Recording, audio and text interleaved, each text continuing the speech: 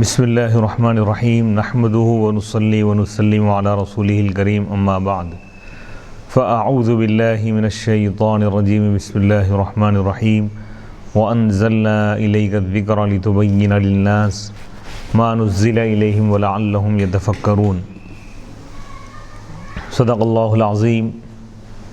ناظرین کرام، جامعہ انواریہ کے زیر اہتمام بخاری شریف کا سلسلہ وار درس جاری ہے، علم کا بیان چل رہا ہے اور حدیث نمبر 125 گزر چکی ہے، جس میں روح کے متعلق یہودیوں نے نبی پاک علیہ الصلاۃ والسلام سے سوال کیا تھا، تو اس وقت یہ آیت مبارکہ نازل ہوئی، وَيَسْأَلُونَكَ عَنِ الرُّوحِ قُلِ الرُّوحُ مِنْ أَمْرِ رَبِّي وَمَا أُوتِيتُم مِّنَ الْعِلْمِ إِلَّا قَلِيلًا۔ تو اس کی تفصیل، روح کیا چیز ہے اور روح کے متعلق اور روح کے معنی کیا ہیں، اس کے متعلق بیان چل رہا ہے۔ آیات قرآنیہ میں روح کے اطلاقات، قرآن مجید میں روح کا اطلاق کئی معانی پر کیا گیا ہے۔ اطلاق یعنی کئی معنی کے لیے یہ لفظ استعمال ہوا ہے، کئی معانی میں۔ روح کا اطلاق حضرت جبرائیل علیہ السلام پر ہے۔ نزل بہ الروح الامین، قرآن کو روح امین نے نازل کیا، لے کر اترے اس کو۔ روح کا اطلاق قرآن مجید پر، قرآن کو بھی روح کہا گیا۔ وَكَذَلِكَ أَوْحَيْنَا إِلَيْكَ رُوحًا مِّنْ أَمْرِنَا، سورہ شورى آیت نمبر 52۔ اسی طرح ہم نے اپنے حکم سے، اپنی طرف سے ہم نے آپ پر قرآن کو نازل کیا۔ روح کا اطلاق بنو آدم یا ان کی ارواح پر، یوم یقوم الروح والملائکۃ صفا، یوم یقوم الروح والملائکۃ صفا، سورہ نبا آیت نمبر 38۔ جس دن ملائکہ اور بنو آدم صف بصف کھڑے ہوں گے۔ روح کے مباحث میں شارحین بخاری کی وضاحت دیں، تفصیلات۔ حافظ شہاب الدین احمد بن علی بن حجر عسقلانی رحمۃ اللہ علیہ، روح کی جو بحث ہے اس کے متعلق شارحین بخاری کے اقوال۔ حافظ شہاب الدین احمد بن علی بن حجر عسقلانی رحمۃ اللہ علیہ فرماتے ہیں، اکثر علماء نے یہ کہا ہے کہ یہود نے آپ سے اس روح کی حقیقت کے متعلق سوال کیا تھا جو جانداروں میں ہوتی ہے۔ یہ قول ہے کہ ان کا سوال حضرت جبریل علیہ السلام کے متعلق تھا۔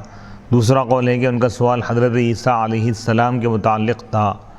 تیسرا قول ہے ان کا سوال قرآن مجید کے متعلق تھا۔ چوتھا قول ہے ان کا سوال عظیم روحانی مخلوق کے متعلق تھا۔ اس کے متعلق اور بھی اقوال ہیں، اس کی تفصیل کتاب و تفسیر میں انشاءاللہ آئیں گی۔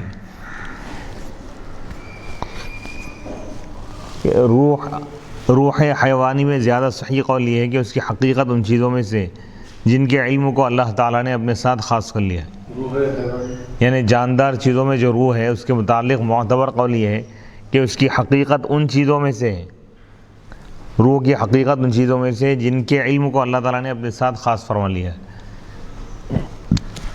علامہ ابو الحسن علی بن خلف ابن بطال مالکی فرماتے ہیں، المحلب نے کہا ہے کہ یہ حدیث اس پر دلالت کرتی ہے کہ بعض چیزوں کے علم پر اللہ تعالیٰ نے کسی نبی کو مطلع فرمایا ہے، نہ کسی اور کو۔ اللہ نے ارادہ کیا کہ اپنی مخلوق کا روح کے علم سے امتحان لے، پھر ان کو اس پر واقف کرے کہ وہ روح کے علم سے عاجز ہے، حتیٰ کہ یہاں تک کہ وہ عاجز ہو کر روح کے علم کو اللہ کی طرف لوٹا دے۔ اللہ تعالیٰ نے فرمایا وَلَا يُحِيطُونَ بِشَيْءٍ مِّنْ عِلْمِهِ إِلَّا بِمَا شَاءَ، اور وہ اللہ کے علم سے کسی چیز کا احاطہ نہیں کر سکتے مگر جتنا وہ چاہیں۔ اللہ کے علم میں سے کوئی بھی نہیں جان سکتا مگر اتنا ہی جتنا اللہ تعالیٰ چاہے۔ سورہ بقرہ آیت نمبر 255۔ اور روح کا علم ان چیزوں میں سے ہے کہ اللہ تعالیٰ نے اپنی مخلوق میں سے کسی کو بھی اس کے علم پر مطلع کرنا نہیں چاہا۔ علامہ عبد الرحمن بن علی بن محمد جوزی حنبلی فرماتے ہیں، روح کے علم کے ساتھ اللہ تعالیٰ منفرد ہے، اکیلا ہے، اس نے اس علم کی کسی کو خبر نہیں دی۔ لوگوں نے روح کی ماہیت کے بارے میں بہت زیادہ کلام کیا ہے، بحث کی ہے، حالانکہ قرآن نے اس کی خبر نہیں دی اور رسول سے اس کے متعلق سوال کیا گیا مگر انہوں نے اس کو نہیں بیان کیا، اور مجھے فلاسفہ پر اتنا تعجب نہیں ہے جتنا علماء اسلام پر تعجب ہے، جبکہ جب ان کو علم ہے کہ قرآن نے روح کی حقیقت نہیں بتائی اور نہ رسول نے جن سے روح کے متعلق سوال کیا گیا تھا، اس کے باوجود بعض علماء یہ کہتے ہیں کہ روح جسم ہے، بعض کہتے ہیں کہ روح ایک چیز ہے اور نفس دوسری چیز ہے۔ انہوں نے ان اقوال کو فلاسفہ اور اطباء کے کلام سے اخذ کیا ہے، لے لیا ہے۔ اور روح تو اللہ عز و جل کے امر میں سے ایک امر ہے، اللہ کے حکم میں سے ایک حکم ہے۔ روح کا علم صرف اس کے تصرفات سے ہوتا ہے، جیسے اللہ کے وجود پر صرف اس کے افعال سے استدلال کیا جاتا ہے، دلیل لی جاتی ہے۔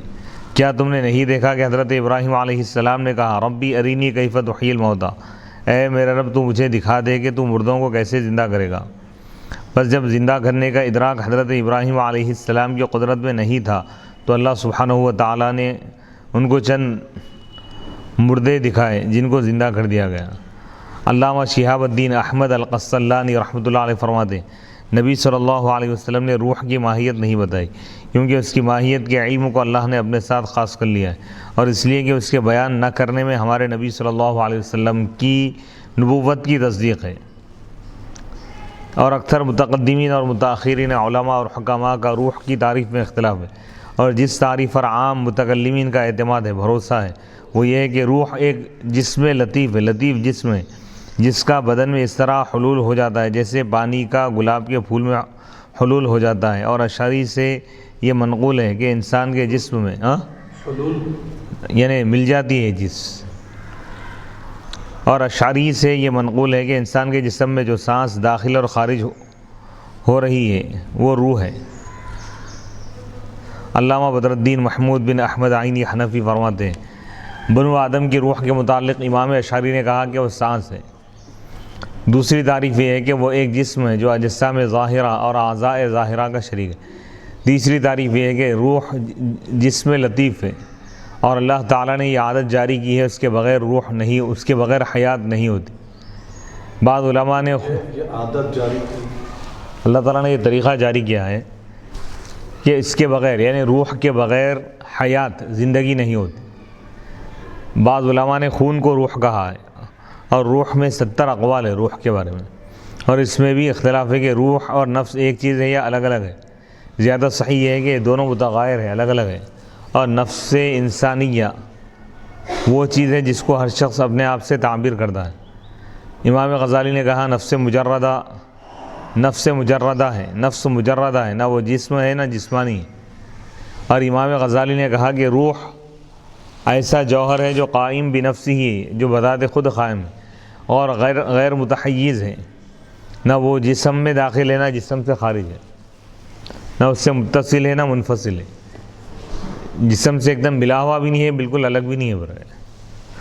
اکثر علماء نے یہ کہا ہے کہ اللہ تعالیٰ نے روح کے علم کو مخلوق سے مبہم رکھا، پوشیدہ رکھا ہے، اور اس کو اپنے ساتھ خاص کر لیا ہے، حتیٰ کہ یہاں تک کہ انہوں نے یہ کہا ہے کہ نبی صلی اللہ علیہ وسلم اکثر علماء نے یہ کہا ہے کہ اللہ تعالیٰ نے روح کے علم کو مخلوق سے مبہم رکھا ہے اور اس کو اپنے ساتھ خاص کر لیا ہے۔ میں کہتا ہوں کہ نبی صلی اللہ علیہ وسلم اللہ کے محبوب ہے اور تمام مخلوق کے سردار ہیں، سو آپ کا منصب اس سے بہت بلند ہے کہ آپ کو روح کا علم نہ ہو۔ اور آپ کو روح کا علم کیسے نہیں ہوگا جبکہ آپ کے اوپر اللہ تعالیٰ نے اپنا یہ احسان ذکر کیا ہے، وَعَلَّمَكَ مَا لَمْ تَكُنْ تَعْلَمْ وَكَانَ فَضْلُ اللَّهِ عَلَيْكَ عَظِيمًا، اور جو کچھ آپ نہیں جانتے تھے اللہ نے آپ کو اس کا علم دے دیا، اور آپ پر یہ اللہ کا عظیم فضل ہے، بڑا فضل ہے۔ اور اکثر علماء نے یہ کہا ہے کہ اس آیت میں دلیل نہیں ہے کہ روح کو جانا نہیں جا سکتا، اور نہ اس میں یہ دلیل ہے کہ نبی صلی اللہ علیہ وسلم کو روح کا علم نہیں تھا۔ ہو سکتا ہے کہ اللہ تعالیٰ عطا فرمائے، لیکن اظہار کرنے سے منع کر دیا اللہ تعالیٰ۔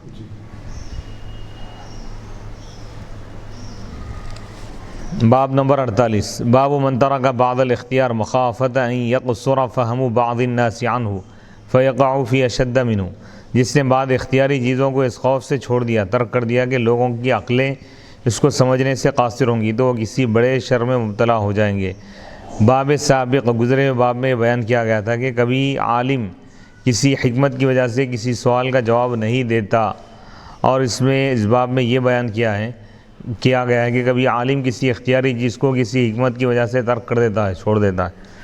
جیسے کعبے کی استرن و تعمیر کرنا جائز تھا، لیکن نبی صلی اللہ علیہ وسلم نے اس نے اس حکمت کی وجہ سے اس کو ترک کر دیا کہ بعض نو مسلم جو زمانے کفر کے قریب ہے ان کے دلوں میں یہ چیز ناگوار ہوگی، سو دونوں بابوں میں ان کے دلوں میں ناگوار، یعنی وہ لوگ ناپسند کریں گے اس چیز کو، تو دونوں بابوں میں قدر مشترک حکمت ہے، یعنی باب سابق میں حکمت کی وجہ سے جواب ترک کرنے کا ذکر ہے، جواب نہ دینے کا ذکر ہے، اور اس باب میں حکمت کی وجہ سے ایک اختیاری کام کو چھوڑنے کا ذکر ہے۔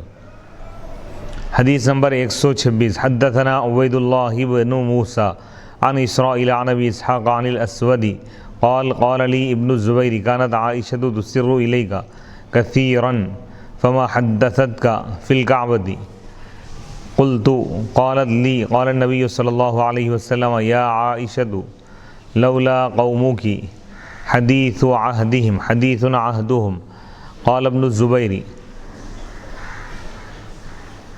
بكفر لنقضت الكعبة فجعلت لها بابين باب يدخل الناس وباب يخرجون ففعله ابن الزبير۔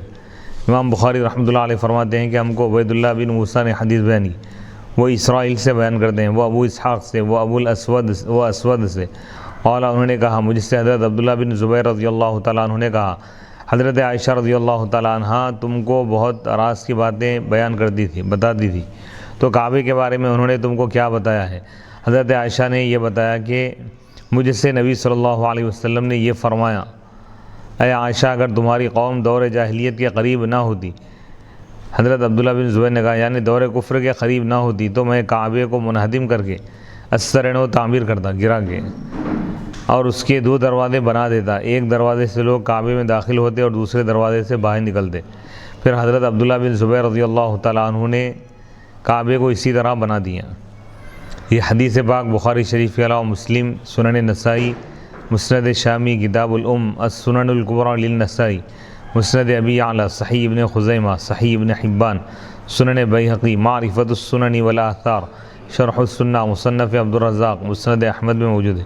اس حدیث کی باب کے عنوان سے مطابقت اس وجہ سے ہے کہ نبی صلی اللہ علیہ وسلم نے کعبے کو منہدم کرنے کا ارادہ اس وجہ سے چھوڑ دیا، ترک کر دیا کہ قریش کعبے کی بہت زیادہ تعظیم کرتے تھے، تو اگر آپ یہ اختیاری کام کر لیتے تو ان کے بدظن ہونے کا اندیشہ تھا، اس وجہ سے آپ نے اس کام کو چھوڑ دیا۔ اس حدیث کے راویوں کا اس حدیث کے 6 رجال ہیں، ان میں سے اسرائیل اور اسود کے سوا باقی سب کا تعارف گزر چکا ہے۔ اسرائیل بن یونس بن ابی اسحاق السبیعی الحمدانی الکوفی، امام احمد نے کہا یہ شیخ ثقہ ہیں اور وہ ان کے حافظے پر تعجب کرتے تھے، انہوں نے اپنے دادا ابو اسحاق سے احادیث کا سماع کیا ہے، احادیث کو سنا ہے۔ یہ 100 ہجری میں پیدا ہوئے اور 160 ہجری میں وفات پائے۔ اسود بن یزید بن قیس النخعی یہ ابراہیم کے ماموں ہیں، انہوں نے نبی صلی اللہ علیہ وسلم کا زمانہ پایا لیکن آپ کی زیارت نہیں کی، آپ سے ملاقات نہیں کی۔ یہ 75 ہجری میں کوفہ میں وفات پائے تھے۔ انہوں نے 80 حج اور عمرے کی۔ یہ ہر روز 700 رکعت نماز پڑھتے تھے، نفل نماز۔ ان سے بہت بڑی جماعت نے احادیث کی روایت کی۔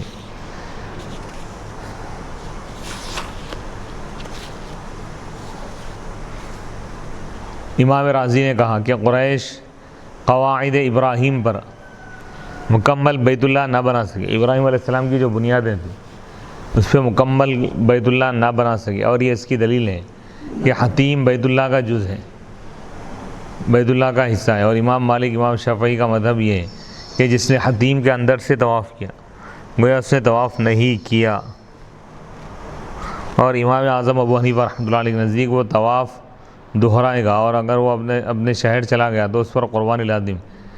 حتیم جو ہے کعبۃ اللہ کا حصہ ہے، وہ کعبے میں داخل ہے، تو طواف کر رہے ہیں تو اس کے اندر سے نہیں، اس کے باہر سے کرنا پڑتا، حتیم کے باہر سے۔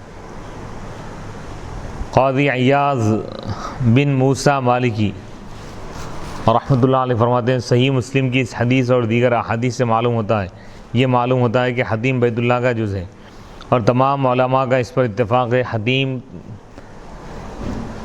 کہ طواف حتیم کے باہر سے کرے۔ اختلاف اس میں کہ اگر کسی نے حتیم کے اندر سے طواف کر لیا تو یہ اس کے لیے کافی ہوگا یا نہیں۔ جمہور کا قول یہ ہے کہ اس کے لیے یہ طواف کافی نہیں ہوگا، اور امام اعظم ابو حنیفہ رحمۃ اللہ علیہ کا اس میں اختلاف ہے۔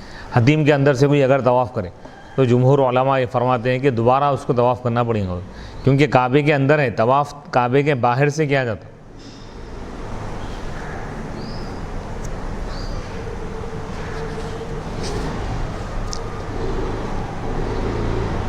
نبی صلی اللہ علیہ وسلم نے اپنی خواہش کے باوجود کعبۃ اللہ کی، کعبے کی استرن و تعمیر نہیں فرمائی اور حدیم کو کعبے میں داخل نہیں کیا اور اس کے 2 دروازے نہیں بنائے۔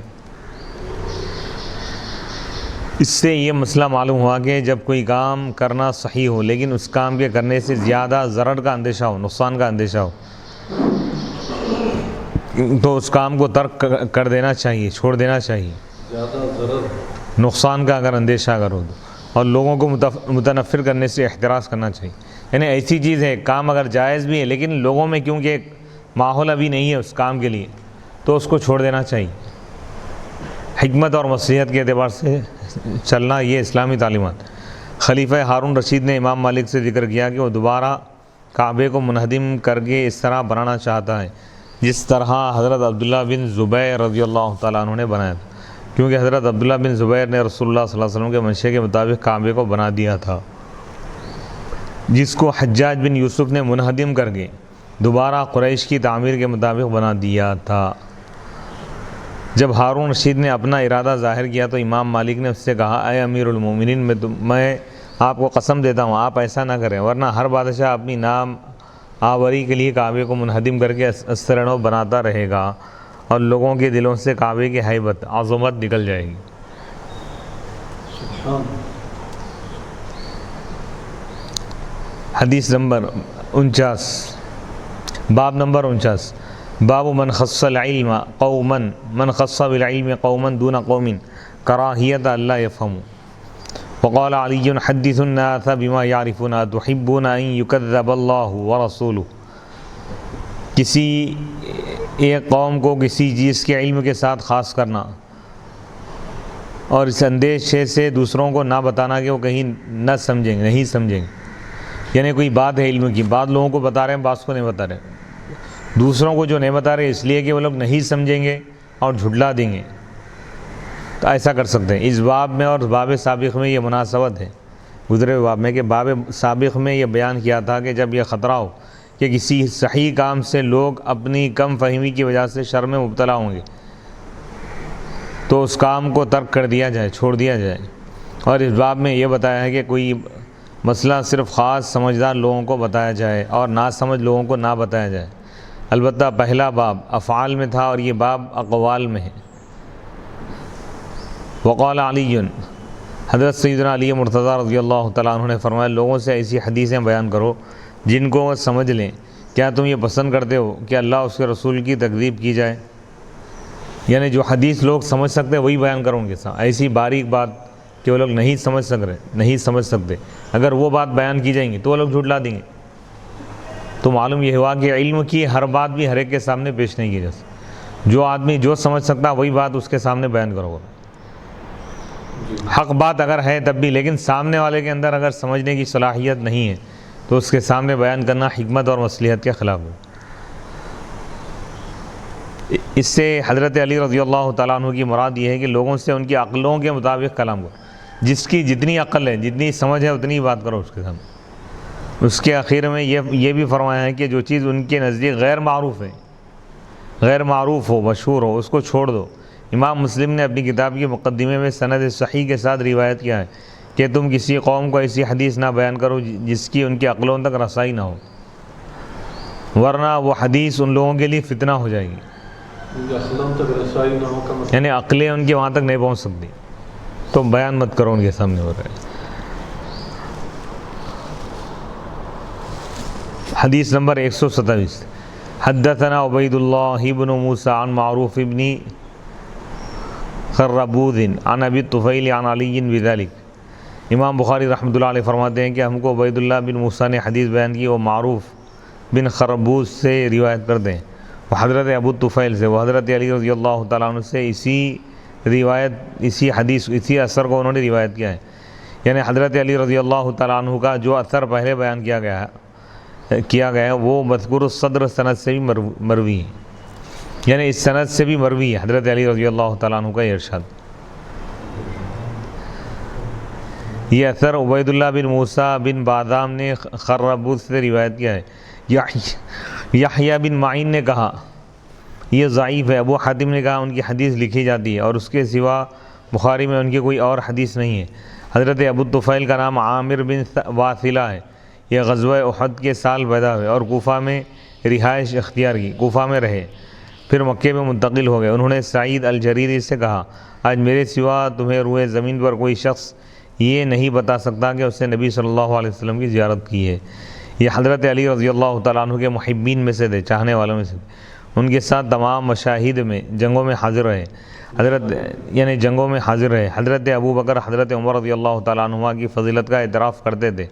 انہوں نے رسول اللہ صلی اللہ علیہ وسلم سے 9 احادیث روایت کی. یہ وہ ہے جو رسول اللہ صلی اللہ علیہ وسلم کے اصحاب میں سے سب سے اخیر میں فوت ہو گئے تھے. امام بخاری نے ان کے صرف اس اثر کو روایت کیا ہے. امام مسلم, امام ابو داؤد, امام نسائی اور امام ابن ماجہ نے بھی ان کی احادیث روایت کی ہے. یہ 110 ہجری میں مکے میں وفات پائے تھے. حدیث نمبر 128.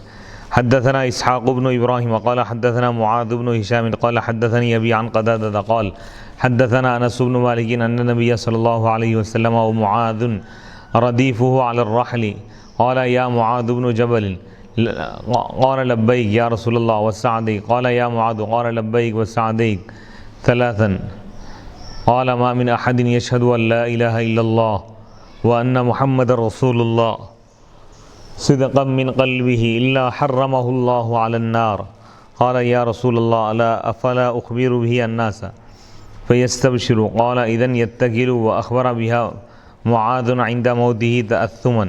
امام بخاری رحمۃ اللہ علیہ فرماتے ہیں کہ ہم کو اسحاق بن ابراہیم نے حدیث بیان کی. قال انہوں نے کہا ہم کو معاذ بن ہشام نے حدیث بیان کی. قال انہوں نے کہا مجھ کو میرے والد نے حدیث بیان کیا قتادہ سے. انہوں نے کہا ہم کو انس بن مالک نے حدیث بیان کی کہ نبی پاک علیہ الصلوۃ والسلام وہ معاذ, جبکہ حضرت معاذ رضی اللہ تعالیٰ عنہ حضور کے پیچھے تھے, علی الرحل سواری پر. قال حضور نے فرمایا اے معاذ بن جبل, تو انہوں نے کہا لبیک میں حاضر ہوں یا رسول اللہ وسعدیک, میں آپ کی خدمت میں حاضر ہوں, آپ کی اطاعت کے لیے میں موجود ہوں. آپ نے پھر فرمایا یا معاذ اے معاذ.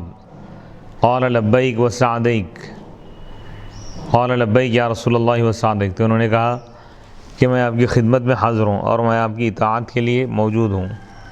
3 مرتبہ حضور یہی فرمائے. پھر اس کے بعد آپ نے فرمایا جو کوئی شخص یہ گواہی دیتا ہے کہ اللہ کے سوا کوئی معبود نہیں, محمد صلی اللہ علیہ وسلم اللہ کے رسول ہے, سچے دل سے جو گواہی دیتا ہے, اللہ اس کو جہنم پر حرام کر دیتا ہے. قال, تو صحابی نے عرض کیا کہ یا رسول اللہ کیا میں لوگوں کو اس کی خبر نہ دے دوں, یہ بات نہ بتا دوں؟ تو آپ نے فیستبشروا کیا وہ خوش ہو جائیں گے لوگ. تو حضور نے فرمایا اذن یتکلوا, تب تو وہ اسی پر بھروسہ کر کے بیٹھ جائیں گے. لیکن حضرت معاذ رضی اللہ تعالیٰ عنہ نے اس حدیث کی اس بات کی خبر دی اپنی موت کے وقت, تعصماً گناہ سے بچنے کے لیے, کیونکہ علم کی بات کو چھپانا گناہ ہے. کہیں وہ گناہ میں کہیں اس گناہ کرنے والوں میں آپ کا نام شامل نہ ہو جائے, اس خوف سے آپ علم کو آپ ظاہر کر دیے. حضور فرما دیے کہ جو بھی سچے دل سے اللہ اس کے رسول کی گواہی دے دی, اللہ کے ایک ہونے کی گواہی دیا, محمد صلی اللہ علیہ وسلم کے رسول ہونے کی گواہی دی, یعنی ایمان لا لیا صدق دل سے, جہنم کی آگ اس پر حرام. مفتی صاحب بعض روایتوں میں یہ جو بات آئی ہے کہ بعض گنہگار مسلمان مومنین کو بھی جو ہے ان کے اپنے گناہوں کے موافق اس کے مطابق سزا ملے گی. جب دوزخ کی آگ حرام ہے کا مطلب یہ ہے کہ وہ دوزخ میں نہیں جائیں گے ہم. تو بعض روایتوں میں جو آیا ہے کہ وہ پھر جو ہے اپنے گناہوں کے مطابق جو ہے جو بدعمالیاں کی ہیں, جیسا نمازوں کو ضائع کرنا ہے, نمازیں قضا کر دینا ہے, ماں باپ کی نافرمانی ہے, والدین کے حقوق ہے, بیوی بچوں کے حقوق ہے, پڑوسیوں کے حقوق ہے, کسی کا ناحق قتل کر دینا ہے, تو اس کی وجہ سے بھی بعض لوگ اپنے گناہوں کے مطابق سزا پانے کے بعد پھر وہ جنت میں جائیں گے بول کے ایسا بھی تو کچھ روایتیں آئی ہیں. تو پھر اب اس میں تطبیق ہم کیسا دیں گے؟ اس کے کئی جوابات ہیں, انشاءاللہ آگے جوابات دیں گے, لیکن یہ 2 باتوں کو ذہن میں رکھیں. پہلی چیز یہ ہے کہ یہ ابتدائی اسلام کی بات ہے. ابھی جب احکام ابھی نہیں آئے تھے, اسلام کا جب آغاز ہوا تو فوراً تمام احکام ایک ہی دن میں نہیں آئے, تھوڑے تھوڑے احکام نازل ہوئے. تو یہ اس وقت کی بات ہے جب صرف ایمان لانے کا حکم دیا جا رہا تھا، ابھی اعمال کا حکم نہیں ہوا تھا. ابھی نماز فرض نہیں ہوئی تھی، روزہ فرض نہیں ہوا تھا، زکوٰۃ فرض نہیں ہوئی تھی، حج فرض نہیں ہوا تھا، صرف لا الہ الا اللہ کی تبلیغ چل رہی. تو اس وقت کی بات ہے. اس دوران جو ایمان لا لے اور انتقال کر جائے جنتی. لیکن ہم اور ایک معنی اس کے یہ ہے کہ بھئی وہ ہمیشہ جہنم میں نہیں رہیں گے. جی تو ہمیں اگر یہ تو مانا ہے کہ جتنے محدثین سے ہم یہ سنے ہیں، جتنے علماء سے یہ حدیث الگ الگ درسوں میں ہم سنے ہیں، تو یہی سنے ہیں کہ یہ حدیث اپنی جگہ برحق ہے، اس کا دیگر چیزوں سے تعلق نہیں ہے اس کا. اور ایک اس کے معنی یہ ہے کہ سچے دل سے جو کلمہ پڑھ لیا اس پر جہنم کی آگ حرام ہے. کلمہ پڑھنے سے مراد یہ ہے کہ کلمہ پڑھنا بھی اور اس کے تقاضوں کو پورا کر، تو جہنم میں ہی نہیں جائیں گا. کلمہ تو پڑھ لیا صدقے دل سے لیکن اعمال نہیں کیا، تو اب یہاں پہ اب اللہ کا اختیار ہے. اللہ اگر چاہے اپنے خاص فضل سے، کرم سے، نبی رحمت کے صدقے میں اللہ تعالیٰ اس کو معاف فرما کر جہنم سے ہی بچا لے. یہ معنی بھی ہو سکتا ہے. دوسرے معنی یہ ہے کہ بھئی ان جتنے گناہ کیا ہے اتنے گناہوں کی سزا اللہ تعالیٰ اس کو جہنم میں دے کر اس کو پھر جہنم سے نکال دے گا.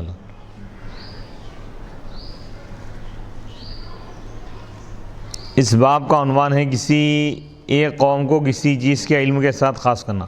اور اس حدیث میں بتایا کہ رسول اللہ صلی اللہ علیہ وسلم نے اس عظیم بشارت کے ساتھ حضرت معاذ رضی اللہ تعالیٰ عنہ کو خاص کر لیا. یہ بات صرف حضرت معاذ کو بتایا، دوسروں کو نہیں بتایا، اور انہیں منع فرما دیا کہ دوسرے لوگوں کو یہ خبر نہ بتائیں، ورنہ وہ اسی پر اعتماد کر لیں گے اور عمل کرنا چھوڑ دیں گے.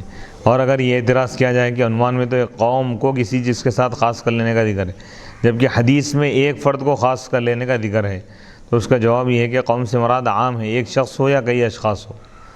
نیز یہاں پر حضرت معاذ رضی اللہ تعالیٰ عنہ کے ساتھ حضرت انس رضی اللہ تعالیٰ عنہ بھی تھے. اور کبھی ایک شخص پر امت کا اطلاق بھی ہوتا ہے، جیسا کہ قرآن مجید میں ان ابراہیم کان امتا قانتا للہ حنیفا، سورہ نحل آیت نمبر 120. بے شک ابراہیم علیہ السلام اللہ کے مخلص اور مطیع فرما بردار بندے تھے.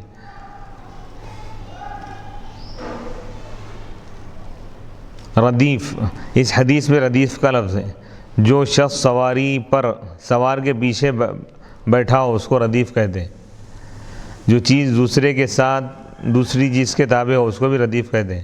نبی صلی اللہ علیہ وسلم کے پیچھے سواری پر بیٹھنے والے مختلف اوقات میں 30 سے زائد صحابہ تھے. رحل، اونٹ پر جو پالان ہوتا ہے اس کو رحل کہتے ہیں، کجاوا.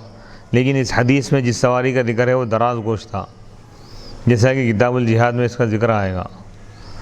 لبیک، یہ لبا یلوبو سے یہ بنا ہے. یہ اصل میں تھا الب لکا البابن بعد البابن. اس کے معنی ہے میں آپ کی اطاعت اور فرما برداری کے لیے حاضر ہوں. سعدے کا اصل میں یہ تھا اسعیدو کا لکا اسعادن بعد اسعادن. یہ بھی لبیک کے معنی میں، اس کے معنی بھی یہ لبیک کے مثل ہے، تاکید کے لیے اس کا ذکر کیا جاتا ہے.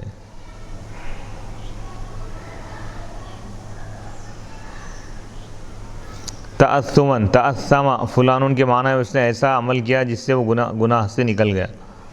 اگر حضرت معاذ اس کی کبھی کسی کو بھی خبر نہ دیتے تو وہ علم کی چھپانے کی وعید میں داخل ہو جاتے. اور اللہ تعالیٰ نے اہل کتاب اور علماء سے یہ عہد لیا ہے کہ وہ ضرور علم کو بیان کریں اور چھپائیں گے نہیں.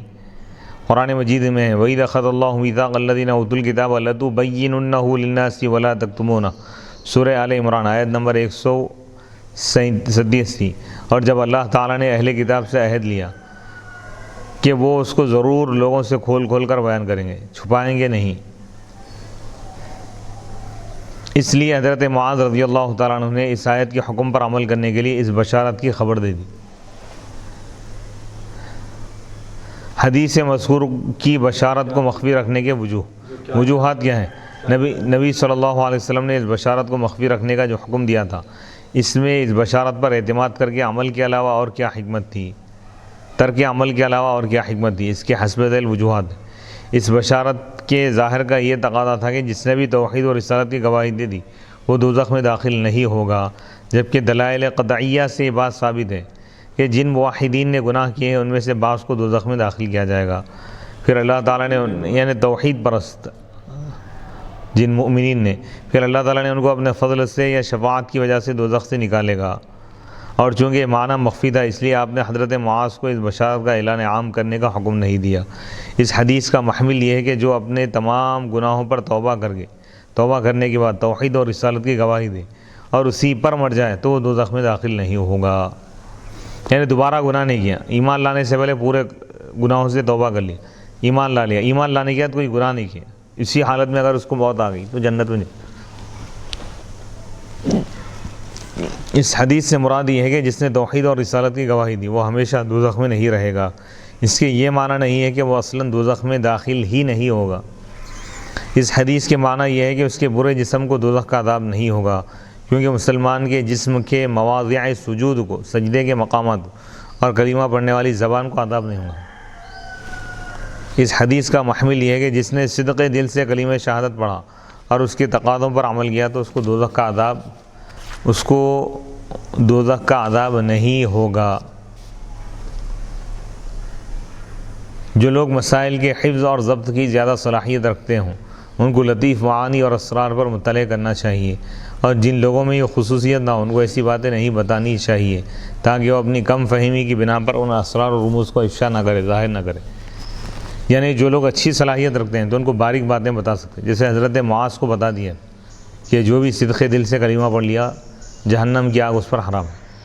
وہ پوچھنے لگے کیا میں دوسروں کو بتا دوں؟ تو حضور فرمائے نہیں۔ اس حدیث سے معلوم ہوا کہ ایک سواری پر 2 آدمی بیٹھ سکتے ہیں۔ اس سے معلوم ہوا کہ جس مسئلے میں تردد ہو کہ عام لوگوں کو اس کی خبر دی جائے یا نہیں، اس کے متعلق امام سے استفسار کر لینا چاہیے۔ بعض چیزیں دوسروں کو بتانا یا نہیں، اپنے بڑوں سے یا اساتذہ سے مشورہ کر لینا چاہیے۔ جب کوئی امیر یا امام نام لے کر ندا کرے تو لبیک کہہ کر جواب دینا چاہیے۔ اس حدیث میں مسلمانوں کے لیے مغفرت کی عظیم بشارت ہے، بہت بڑی وہ ہے تسلی ہے کہ جو لا الہ الا اللہ پڑھ لیا اس کے لیے نجات کا مزہ ہے۔ حدیث نمبر 129 حدثنا مسدد قال حدثنا معتمر قال سمعت ابي قال سمعت انس قال ذكر لي ان النبي صلى الله عليه وسلم قال لمعاذ من لقي الله لا يشرك به شيئا دخل الجنة قال الا ابشر الناس قال لا اني اخاف ان يتكلوا۔ امام بخاری رحمۃ اللہ علیہ فرماتے ہیں کہ ہم کو مسدد نے حدیث بیان کیا، قال انہوں نے کہا، ہم کو معتمر نے حدیث بیان کیا، قال انہوں نے کہا میں اپنے والد کو کہتے ہوئے سنا، انہوں نے کہا میں نے انس رضی اللہ تعالیٰ عنہ کو کہتے ہوئے سنا، قال انہوں نے کہا کہ میرے لیے ذکر کیا گیا کہ نبی پاک علیہ الصلوۃ والسلام نے حضرت معاذ سے فرمایا جو کوئی اللہ سے ملاقات کرے اس حال میں کہ وہ اللہ کے ساتھ شرک نہ کرتا ہو دخل الجنہ تو وہ جنت میں داخل ہوگا۔ تو حضرت معاذ نے کہا کہ یا رسول اللہ یا میں لوگوں کو اس کی خوشخبری نہ دوں؟ تو آپ نے فرمایا نہیں، انی اخاف، میں خوف کرتا ہوں، میں اندیشہ کرتا ہوں کہ لوگ اس پہ بھروسہ کر کے بیٹھ جائیں گے۔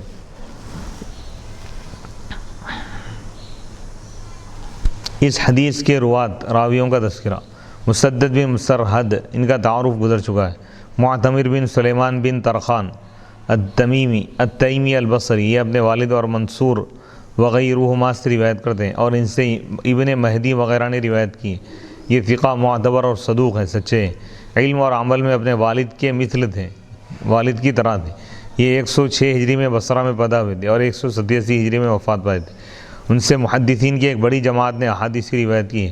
معتمر کے والد سلیمان تیمی یہ بنو مرہ میں گئے اور وہاں لوگوں سے تقدیر کے مسئلے پر بحث کی، انہوں نے ان کو نکال دیا، پھر ان کو بنو تمیم نے قبول کر لیا اور یہ ان کے امام ہو گئے۔ شعبہ نے کہا میں نے سلیمان سے زیادہ صادق سچا کسی کو نہیں پایا۔ جب یہ نبی صلی اللہ علیہ وسلم کی حدیث بیان کرتے تو ان کے چہرے کا رنگ متغیر ہو جاتا۔ یہ بہت زیادہ عبادت گزار تھے، عشاء کے وضو سے ساری رات نماز پڑھتے تھے۔ یہ اور ان کا بیٹا ساری رات مساجد میں گشت کرتے رہتے تھے، گھومتے پھرتے تھے، کبھی ایک مسجد میں نماز پڑھتے کبھی دوسری مسجد میں۔ یہ 143 ہجری میں وفات پائے تھے۔ ان کا میلان حضرت علی رضی اللہ تعالیٰ عنہ کی طرف تھا، حضرت انس رضی اللہ تعالیٰ عنہ ان کا تعارف گزر چکا ہے۔ اس حدیث میں یہ ذکر ہے کہ جس نے اللہ کے ساتھ بالکل شرک نہیں کیا وہ جنت میں داخل ہو جائے گا۔ اس پر صرف توحید کا ذکر ہے، رسالت کا ذکر نہیں ہے۔ حالانکہ رسالت پر ایمان کے بغیر توحید پر ایمان سے نفع نہیں ہوتا، یعنی رسالت پر بھی ایمان لانا ضروری ہے۔ اس لیے لا الہ الا اللہ کے ساتھ محمد رسول اللہ کا ذکر ضروری ہے۔ اس کا جواب یہ ہے کہ اس کی مثال یہ ہے کہ جیسے کوئی شخص کہے جس نے وضو کر لیا اس کی نماز صحیح ہے، جس نے وضو کر لیا اس کی نماز صحیح ہے، یعنی جبکہ صحت نماز کی بقیہ شرائط بھی پوری کی جائے۔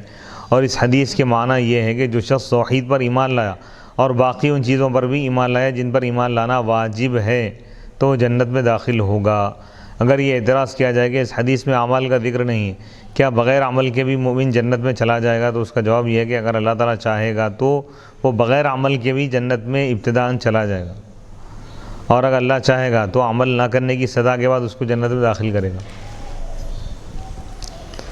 باب الحیاء فی العلم، علم میں حیا کا بیان۔ حدیث باب نمبر 50۔ حیا کے معنی اس سے پہلے بیان کیے جا چکے ہیں کہ کسی کام پر کتاب العلم ختم ہو گیا، ختم نہیں ہوا، ابھی چل رہا ہے۔ حیا کے معنی اس سے پہلے بیان کیے جا چکے ہیں کہ کسی کام پر مذمت کے خوف سے انسان پر تغیر کی جو کیفیت طاری ہوتی ہے اس کو حیا کہتے ہیں۔ اگر یہ سوال کیا جائے کہ کیفیت کم یعنی خوف کی جو ایک کیفیت ہے، بھئی اگر یہ کام کروں گا تو لوگ مجھے برا بھلا کہیں گے، تو اس کی وجہ سے جو کی کیفیت بدلتی ہے اور وہ کام کو چھوڑ دیتا ہے، یعنی لوگوں کے ڈر سے، لوگوں کے برا بھلا کہنے کے خوف سے کسی کام کو چھوڑ دینا، یہ حیا ہے، اس کو حیا کہتے ہیں۔ اگر یہ سوال کیا جائے کہ علم میں حیا سے کیا مراد ہے، حصول علم میں حیا کرنی چاہیے یا حصول علم میں حیا کو ترک کرنا چاہیے، چھوڑ دینا چاہیے، اس کا جواب یہ ہے کہ یہ دونوں چیزیں مراد ہیں۔ بعض مواقع پر حصول علم میں حیا مطلوب ہوتی ہے، بعض چیزوں میں حیا شرمانا چاہیے، اور بعض مواقع پر حیا کو ترک کر دینا مطلوب ہوتا ہے، حیا نہیں کرنا مقصود ہے۔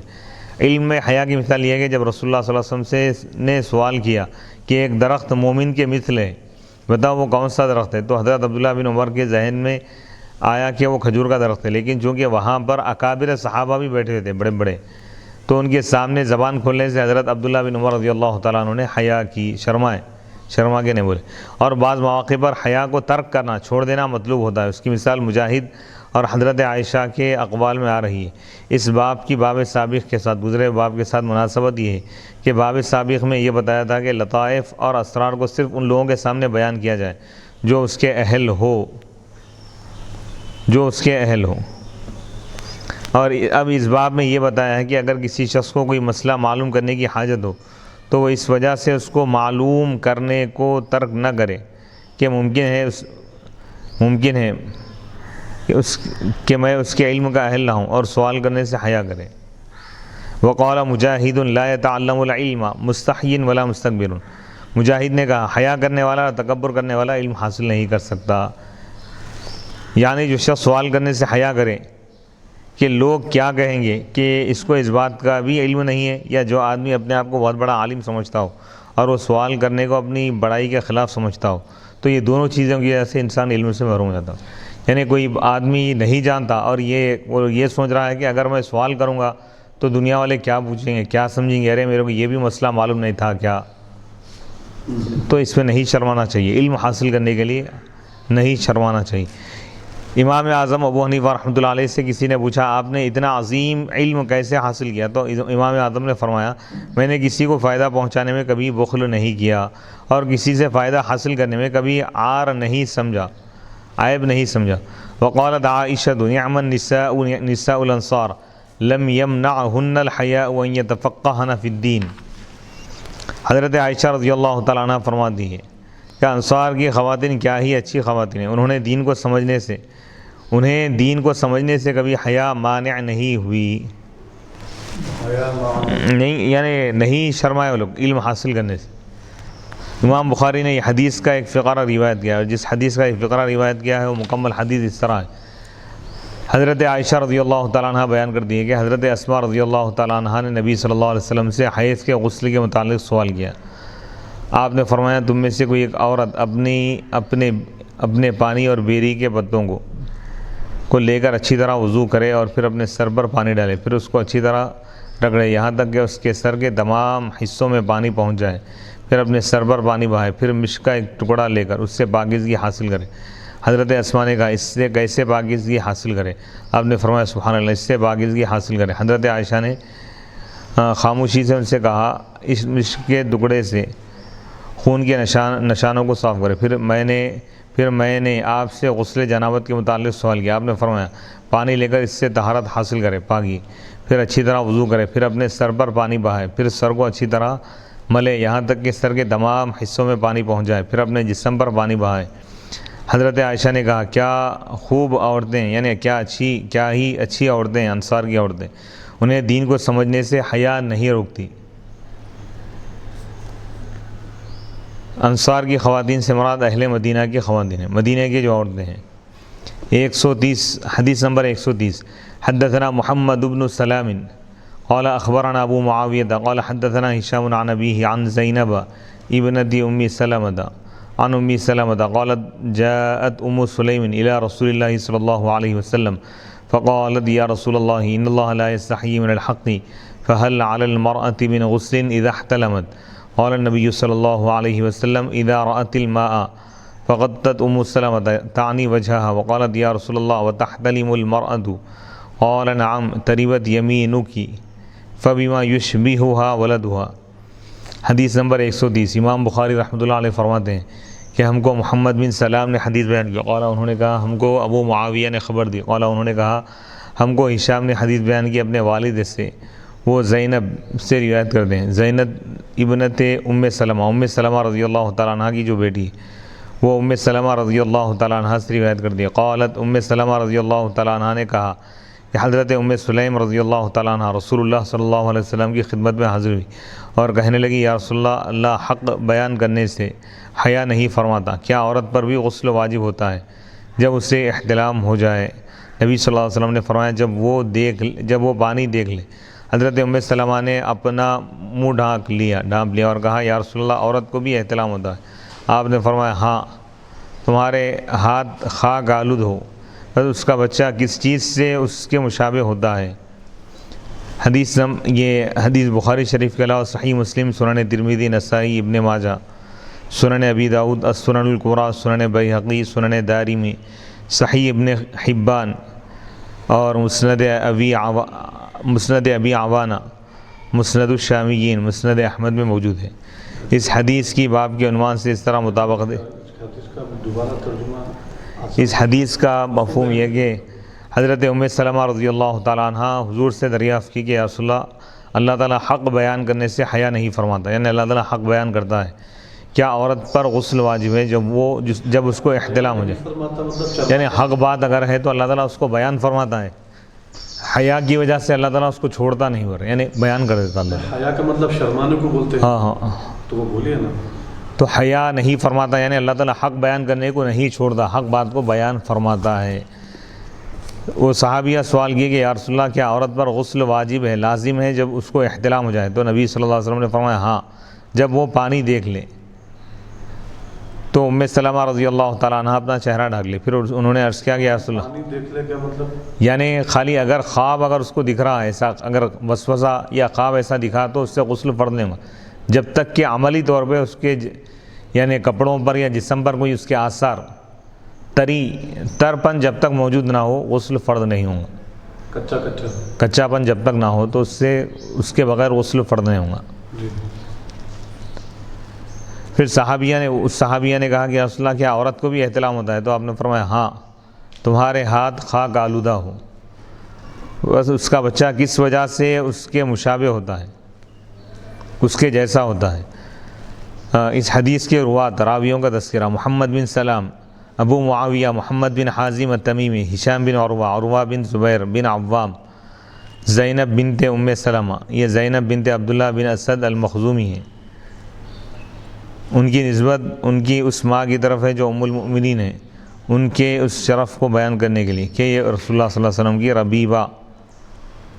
ربیبہ ہے، پروردہ ہے، اور یہ بتانے کے لیے کہ ان کی روایت ان کی ماں سے ہے جن کا نام پہلے برہ تھا۔ پھر نبی صلی اللہ علیہ وسلم نے اس نام کو بدل کر ان کا نام زینب رکھ دیا۔ یہ اپنے زمانے کی خواتین میں سب سے زیادہ فقیہہ تھی، سمجھدار۔ ان کی والدہ حبشہ کی سرزمین میں پیدا ہوئی اور وہاں سے ان کو لے کر آئی۔ یہ عمر، سلمہ اور درہ کی بہن تھی۔ امام بخاری نے صرف ان کی یہی ایک حدیث روایت کی اور امام مسلم نے دوسری حدیث روایت کی۔ یہ 73 ہجری میں وفات پائی تھی۔ ان سے بہت بڑی جماعت نے حدیث روایت کی ہے۔ حضرت ام سلمہ رضی اللہ تعالیٰ عنہ یہ نبی صلی اللہ علیہ وسلم کی زوجہ تھی، ان کا نام ہند بنت ابی امیہ ہے۔ حضرت ام سلمہ رضی اللہ تعالیٰ عنہ نے کہا اللہ تعالیٰ حق سے حیا نہیں فرماتا، اس کے معنی یہ ہے کہ اللہ تعالیٰ حق بیان کرنے کو ترک نہیں فرماتا، نہیں چھوڑتا۔ اسی طرح میں بھی اپنی حاجت کے سوال کو ترک نہیں کرتی، نہیں چھوڑتی، جس کا سوال کرنے میں عموماً عورتیں حیا کرتی ہیں، کیونکہ عورتوں کی منی کا نازل ہونا اس پر دلالت کرتا ہے کہ ان کو مردوں کی شدید خواہش ہے۔ حیا کی تعویل ہم نے ترک کرنے سے اس لیے کہ حیا انسان کی اس کیفیت کو کہتے ہیں جو عیب یا مذمت کے خوف سے طاری ہوتی ہے، اور یہ معنی اللہ تعالیٰ کے لیے محال ہے، جیسا کہ اس حدیث میں حضرت سلمان رضی اللہ تعالیٰ عنہ بیان کرتے ہیں سے پہلے لفظ گزرا کہ اور جس کا سوال کرنے میں عموماً عورتیں حیا کرتی ہیں، کیونکہ عورتوں کی منی کا نازل ہونا اس پر دلالت کرتا ہے کہ ان کو مردوں کی شدید خواہش ہے، یعنی یہ کیفیت جب ان میں پائی جا رہی ہے تو اس کی وجہ سے ایک حیا پیدا ہوں گی، تو حیا کی وجہ سے عورتیں سوال نہیں کریں گے، لیکن یہ صحابیہ سوال کی، اور یہ معنی اللہ تعالیٰ کے لیے اچھا یہ حیا سے مراد اللہ کے لیے حیا کے یہ معنی مراد نہیں لے سکتے۔ حضرت سلمان فارسی رضی اللہ تعالیٰ عنہ بیان کرتے ہیں کہ رسول اللہ صلی اللہ علیہ وسلم نے فرمایا بے شک تمہارا رب تبارک و تعالیٰ حیا فرمانے والا کریم ہے، جب بندہ اس کی طرف اپنے دونوں ہاتھ اٹھائے تو وہ ان کو خالی لوٹانے سے حیا فرماتا ہے۔ اس حدیث میں اللہ تعالیٰ نے مومن کی دعا قبول نہ کرنے اور اس کے ہاتھوں کو خالی لوٹانے کو حیا سے تعبیر فرمایا، بس اللہ تعالیٰ کا ہاتھوں کو خالی لوٹانے کو ترک فرمانا اس کا حیا فرمانا ہے، جیسے کریم کا کسی محتاج کے لوٹانے کو ترک کرنا اس کا حیا کرنا ہے۔ اس حدیث میں رسول اللہ صلی اللہ علیہ وسلم نے عورت کی منی پر اس کے بچے کی اس کے ساتھ مشابہت سے استدلال فرمایا ہے، جیسا کہ ایک اور حدیث میں حضرت ام سلیم کے جواب میں فرمایا بس مشابہت کس وجہ سے ہوتی ہے، اس کا منی سے اس کے بچے کا استدلال فرمایا، یعنی مطلب یہ کہ مشابہت جو بتائے نا، یعنی کبھی بچے والد کی طرح ہوتے، کبھی ماں کی طرح ہوتے، تو یہ جو مشابہت پیدا ہو رہی ہے کہ دونوں کے اندر اللہ تعالیٰ یہ صفت رکھا ہے، یعنی دونوں کو بھی احتلام ہوتا ہے، یہ بتایا جا رہا ہے۔ ایک اور حدیث میں فرمایا حضرت عائشہ رضی اللہ تعالیٰ عنہ بیان کرتی ہے کہ ایک عورت نے رسول اللہ صلی اللہ علیہ وسلم سے عرض کیا جب عورت کو احتلام ہوا اور وہ پانی دیکھ لے تو کیا وہ غسل کرے گی؟ آپ نے فرمایا ہاں۔ حضرت عائشہ نے اس عورت سے کہا تمہارے ہاتھ خاک آلود ہو، اور حضرت عائشہ بیان کرتی ہے پھر رسول اللہ صلی اللہ علیہ وسلم نے فرمایا اس عورت کو چھوڑ دو۔ عورت کی اپنے بچے کے ساتھ مشابہت اس پانی کی وجہ سے ہوتی ہے جب عورت کا پانی مرد کے پانی پر غالب ہو جائے تو بچہ اپنے ماموں کے مشابہ ہوتا ہے، اور جب مرد کا پانی عورت کے پانی پر غالب ہو جائے تو بچہ اپنے چاچاؤں کے مشابہ ہوتا ہے، ددیال پہ جائے گا۔ یہ اس حدیث سے اور کئی مسائل بھی ثابت ہوتے ہیں پیش آمدہ مسئلے کے متعلق، یعنی کوئی مسئلہ اگر پیش آ جائے تو اس کے متعلق عالم سے سوال کرنے میں حیا نہیں کرنی چاہیے۔ عورت یا مرد جس کو بھی احتلام ہو اور اس کے کپڑوں پر پانی لگ جائے تو اس پر غسل واجب ہو جاتا ہے۔ حدیث نمبر 131 حدثنا اسماعیل قال حدثنا مالک عن عبد الله بن دینار عن عبد الله بن عمر ان رسول الله صلی اللہ علیہ وسلم قال ان من الشجر شجرة لا يسقط ورقها وهي مثل المسلم حدثوني ما هي فوقع الناس في شجر البادية ووقع في نفسي انها النخلة قال عبد الله فاستحييت فقلت يا رسول الله اخبرنا بها فقال رسول الله صلى الله عليه وسلم هي النخلة قال عبد الله فحدثت ابي بما وقع في نفسي فقال لأن تكون قلتها احب الي من ان يكون لي كذا وكذا۔ میرا اس میں ایک سوال یہ ہے کہ پانی یعنی وہ جو احتلام کا جو خطرہ ہے، تو جیسا کہ عورت اپنے کپڑوں پہ دیکھتی ہے، مرد اپنے کپڑوں پہ دیکھتا ہے، تو دونوں پر غسل فرض ہو جاتا ہے، واجب ہو جاتا ہے، لیکن جو ہے میاں بیوی جب آپس میں رات میں آزو بازو جب میاں بیوی آزو بازو سوتے ہیں رات میں، تو بیوی خواب دیکھے یا پھر بیوی کو اگر احتلام ہو اور وہ اس کے کچا پن جو کپڑوں کو لگے اور وہ بیوی کا کچا پن شوہر کے کپڑوں کو لگے، تو کیا شوہر پر بھی غسل واجب ہوگا؟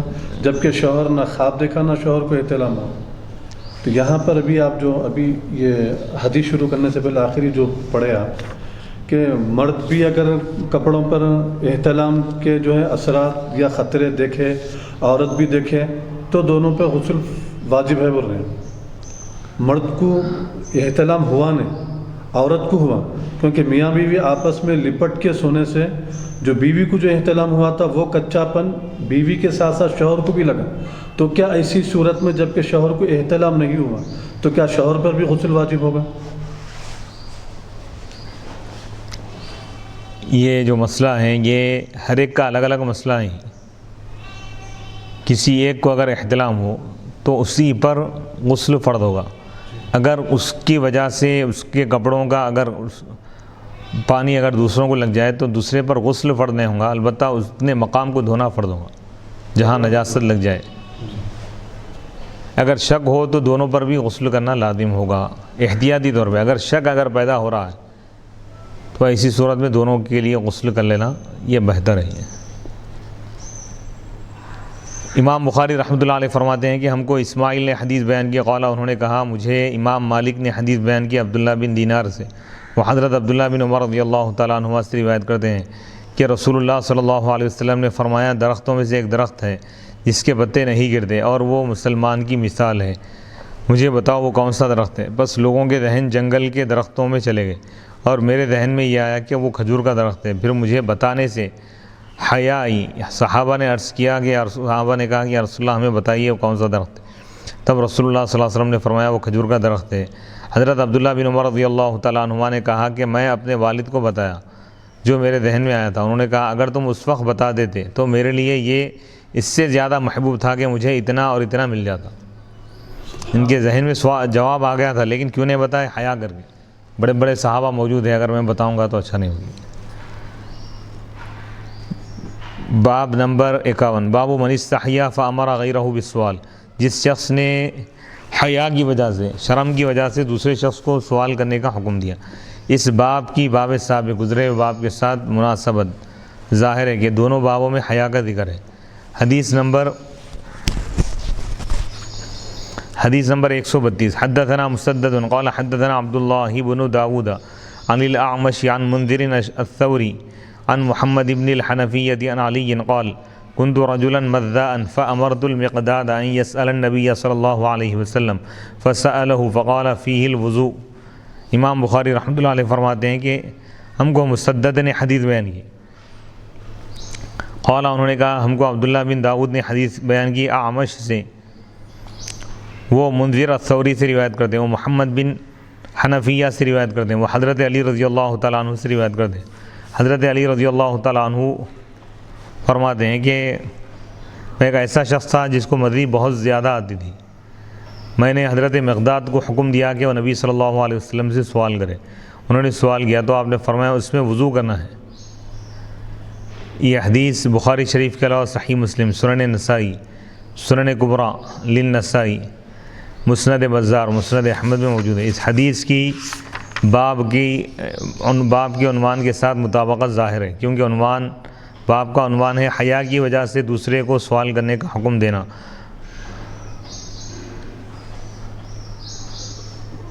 اور مزی عورت کے ساتھ چھیڑ چھاڑ کرنے سے یعنی ملاعبت کی وجہ سے نکلتی ہے۔ اور حضرت علی رضی اللہ تعالیٰ عنہ کو خود رسول اللہ صلی اللہ علیہ وسلم سے یہ سوال کرتے ہوئے حیا آتی تھی، کیونکہ آپ کی صاحبزادی حضرت فاطمہ رضی اللہ تعالیٰ عنہ آپ کے نکاح میں تھی، اس لیے انہوں نے حضرت مقداد رضی اللہ تعالیٰ عنہ سے کہا کہ وہ آپ سے سوال کرے۔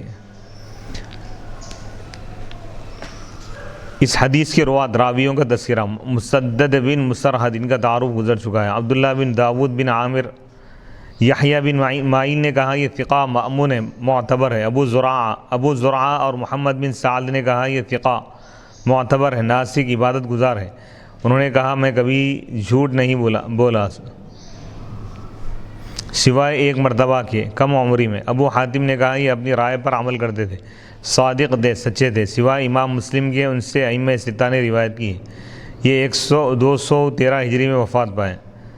سلیمان الاعمش کا تعارف گزر چکا ہے۔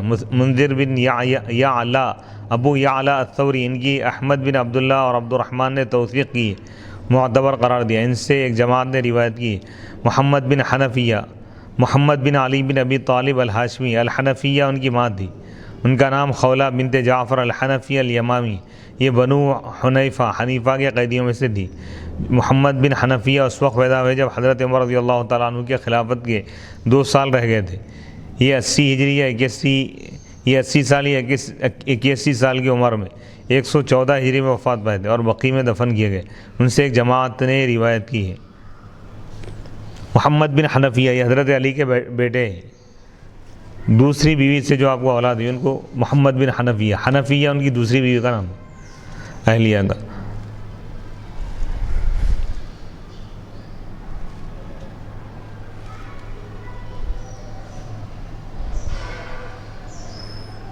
اس حدیث میں مدری کا ذکر ہے۔ ابن الاثیر لکھتے ہیں کہ یہ وہ چکنی تری ہے، مدری کا ذکر ہے، کنتو رجلا مذعنا۔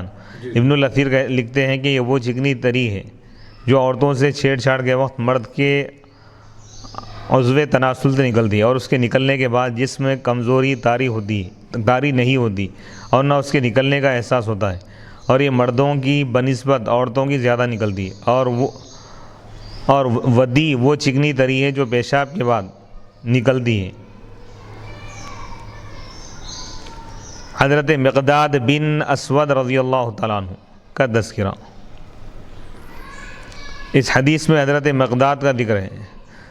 حضرت مقداد بن اسود رضی اللہ تعالیٰ عنہ قدیم الاسلام صحابی، اسود بن عبد یغوث نے ان کی پرورش کی تھی یا ان کو بیٹا بنا لیا تھا۔ اسلام لانے والوں میں ان کا 6واں نمبر ہے۔ یہ بدری صحابی، یہ اور حضرت زبیر رضی اللہ تعالیٰ عنہ دونوں گھوڑوں پر سوار تھے۔ انہوں نے رسول اللہ صلی اللہ علیہ وسلم سے 42 احادیث روایت کی۔ امام بخاری اور امام مسلم ایک حدیث پر متفق ہیں، اور امام مسلم 3 احادیث کے ساتھ منفرد ہے۔ مدینے سے 10 میل کے فاصلے پر جرف کے مقام پر ان کی وفات ہوئی۔ اس وقت ان کی عمر 72 سال تھی۔ 33 ہجری میں حضرت عثمان غنی رضی اللہ تعالیٰ عنہ کے دور خلافت میں ان کی وفات ہوئی۔ حضرت عثمان رضی اللہ تعالیٰ عنہ نے ان کی نماز جنازہ پڑھائی۔ ائمہ کی ایک جماعت نے ان سے احادیث روایت کی ہے۔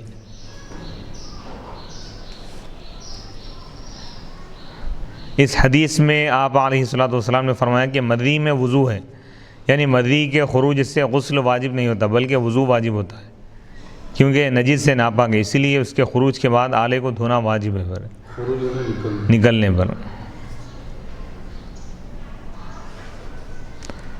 حضرت علی رضی اللہ تعالیٰ عنہ نے حضرت مقداد سے کہا تم رسول اللہ صلی اللہ علیہ وسلم سے یہ مسئلہ معلوم کرو۔